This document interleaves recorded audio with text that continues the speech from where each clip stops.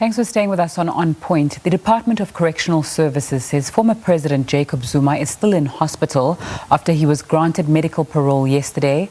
According to Zuma's parole conditions, he can be discharged and treated at home, subject to Correctional Services supervision. The decision to release the former president from prison due to his ill health comes less than 2 months after he began serving a 15-month sentence for contempt of court. Let's get more on this story across to my colleague Samkele Maseko. He's a political reporter on SABC News. Samkele, very good afternoon to you. So you're outside one military hospital, but we don't know where the former president is exactly. At this point in time, Zinga, we can't definitely say that the former president is here at one military hospital, but what we do know, as a matter of fact, is that the former president, Jacob Zuma, is being treated at a Pretoria hospital. We do know that he is definitely in the capital city, but it's not yet clear which hospital he is currently receiving medical treatment. We do know that in the past 3 weeks, his legal team has been consulting with him at one of the hospitals here in Pretoria. But normally when former presidents are sick or when they need medical attention, they are under the guidance and are protected by the doctors of the military and the former of the fact that they are former commanders of CICs of the armed forces in South Africa. And we do know that former President Jacob Zuma has his own medical doctor whom he continuously goes with, particularly knowing the reports that were coming out in the past few weeks that he refused to be examined by doctors coming from the National Prosecuting Authority, whom will be sitting at the Pietermaritzburg Regional High Court, virtually, of course, to determine whether the former president is fit or not for the criminal trial that is currently facing of fraud, corruption, money laundering and racketeering. This also comes at a time when he's been granted medical parole by the Department of Correctional Services just before a month that his ally Arthur Fraser's tenure in government comes to an end as he retires at the end of this month. But the former president is on medical parole. His doctors did say that in his fraud and corruption case that the former president needs about 6 months to fully recover from the treatment that he is receiving.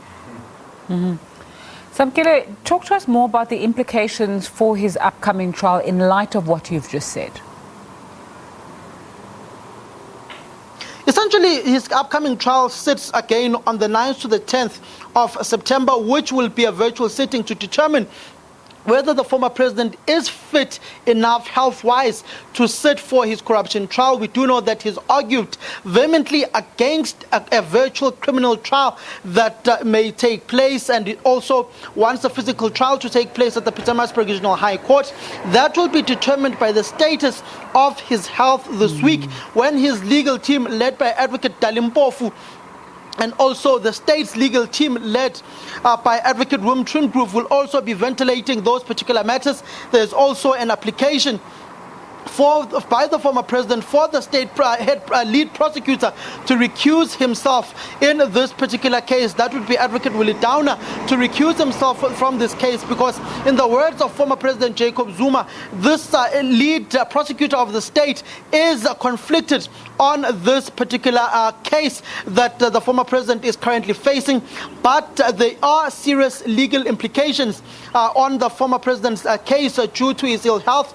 We do know that Mthunzi Mhaga, Advocate Mthunzi Mhaga, the spokesperson of the National Prosecuting Authority, said that they will not be commenting on this medical parole that the former president has been given until the issue is ventilated in court later on this week. And that's when the National Prosecuting Authority will then comment further on these particular issues. Some have even speculated that this medical parole that former President Jacob Zuma has been given is essentially a favor by those who are in power today, who are sitting at the citadel of power at the union buildings, in order to buy favor with the former president for this particular case that he is currently facing, for it not to sit this year, particularly knowing that the recommendation by his medical team that may be presented in court come this Thursday and 9th to the 10th of September is that the former president needs about 6 months to fully recover from whatever illness or whatever sickness he may be facing that has landed him in hospital.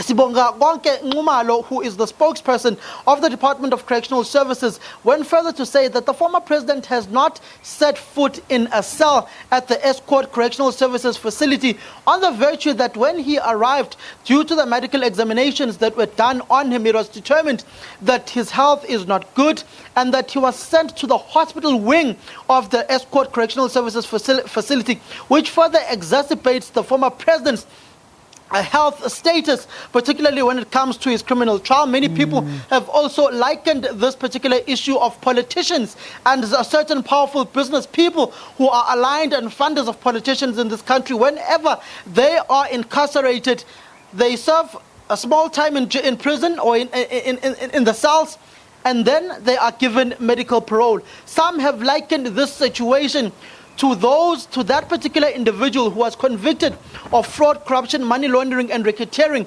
whom was the former CEO and chairman of Tali's International Group, Inkobi Holdings, that would be Shabir Sheikh, whom was let out on medical parole. Some have likened his situation to that of former President Jacob Zuma.